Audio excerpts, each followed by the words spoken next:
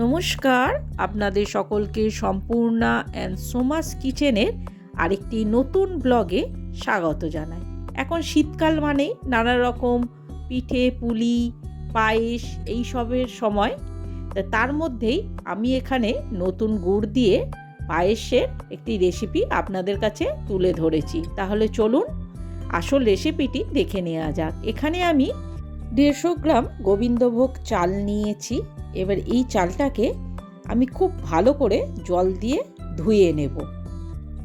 প্রথমে চালটাকে আমি জল দিয়ে খুব ভালো করে ধুয়ে নিয়ে এবারে আমি জল ঝরিয়ে চালটাকে এবারে সাইড করে রেখে দেব পায়েসের জন্য। অন্যদিকে আমি গ্যাসের মধ্যে একটা পাত্র বসিয়েছি, তার মধ্যে আমি এক এক করে 1.5 লিটার দুধ আমি এর মধ্যে নিয়ে নিয়েছি। দুধের প্যাকেটগুলো কেটে আমি সব দুধ এর মধ্যে দিয়ে দিলাম। দিয়ে এবার সামান্য একটু নাড়াচাড়া করে দেব। এবার আমাদের দুধটা ফোটা পর্যন্ত আমাদের অপেক্ষা করতে হবে। অন্যদিকে আমি ততক্ষণ নতুন গুড়ের যে আমি পাটালিটা নিয়েছি সেই পাটালিটাকে আমি গ্রেট করে নেব, যাতে খুব সহজেই গুড়টা দুধের মধ্যে পায়েসের মধ্যে মিশে যায়। আমার পাটালিটা গ্রেট করা হয়ে গেছে, দেখতেই পাচ্ছেন খুব সহজে, কারণ নতুন গুড় খুবই নরম, খুব সহজেই আমরা গ্রেট করে নিয়েছি। এবার এটাকে আমি সাইডে রেখে দেব। তার মধ্যেই আমাদের দেখুন দুধটা ফুটে উঠেছে। দুধটা বেশ কিছুক্ষণ খুব ভালো করে ফোটার পর আমি এবার এর মধ্যে সেই গোবিন্দভোগ ধুয়ে রাখা চালটা আমি দিয়ে দেব। সমস্ত চালটা এর মধ্যে আমাদের দেওয়া হয়ে গেলে এবার হাতার সাহায্যে খুব ভালো করে আমাদের সমানে এটাকে নাড়তে হবে, যাতে চালটা তলায় ধরে না যায়। খুব ভালো করে নাড়তে হবে। এই সময় আমি এর মধ্যে কয়েকটা তেজপাতা দিয়ে দেবো, যাতে পায়েসের গন্ধটা খুব সুন্দর হয়। এবার সমানে নাড়তে নাড়তে আমাদের পায়েসটা রান্না করতে হবে, যতক্ষণ না চালটা আমাদের পুরোপুরি সেদ্ধ হয়ে যাচ্ছে। তো সমানে নাড়তে নাড়তে দেখতেই পাচ্ছেন এখানে আমার 50% চালটা সেদ্ধ হয়েই এসেছে। এখনও আমাদের এটাকে সেদ্ধ করতে হবে, চালটা যতক্ষণ না আমাদের পুরোপুরি সেদ্ধ হয়ে গলে মতো যাচ্ছে।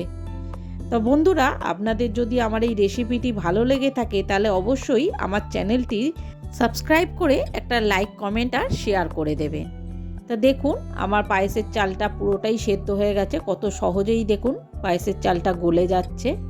পায়েসটা এবার আমার অনেকটাই হয়ে এসেছে। এবার চালটা যখনই এরকম সেদ্ধ হয়ে যাবে পুরোপুরি, তখনই আমি গ্যাসটা একদম লো সিমে করে দেবো। আপনারা চাইলে অফও করে দিতে পারেন এই সময় গ্যাস, কারণ এই সময় আমরা অনেক সময় পায়েসের মধ্যে গুড় মেশাতে গিয়ে দুধটা অনেক সময় গুড়ের জন্য কেটে যায়। তাই এই সময় আমি গ্যাসটাকে একদম লো সিমে করে দিয়েছি, যাতে গুড়টা দেওয়ার সময় আমাদের দুধটা না কেটে যায়।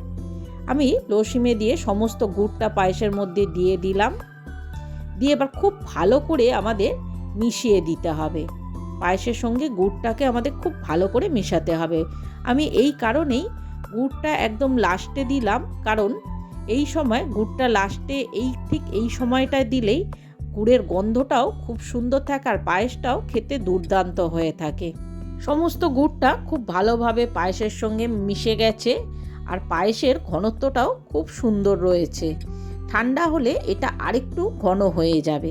তাহলে দেখতেই পাচ্ছেন কত সহজে আমরা নতুন গুড় দিয়ে শীতকালে এরকম নতুন গুড়ের পায়েস বানিয়ে ফেললাম।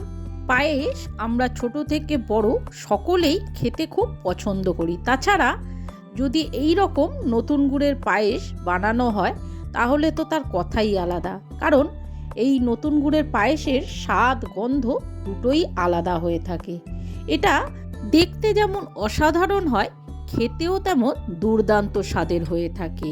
তাহলে বন্ধুরা, আর দেরি না করে আমার এই রেসিপিটি দেখে আপনারাও বাড়িতে এইভাবে নতুন গুড়ের পায়েস বানিয়ে ফেলুন আর সকলের মন খুব সহজেই খুশি করে দিন। বাচ্চা থেকে বড় সকলেরই পায়েস খেতে খুবই পছন্দ, তাই সকলের মন খুব সহজেই আপনি জিতে নিতে পারবেন। আর অবশ্যই আমাকে কমেন্ট করে জানাবেন আমার এই রান্নাটি আপনাদের কেমন লেগেছে, যাতে আগামী দিনগুলোতে আপনাদের জন্য আমি আরও ভালো ভালো রেসিপি আনতে পারি। তাহলে বন্ধুরা, আর কথা না বাড়িয়ে আমার এই ব্লগটা আমি এখানেই শেষ করলাম। দেখা হচ্ছে আর একটা নতুন রেসিপির সাথে আর একটা নতুন ব্লগে।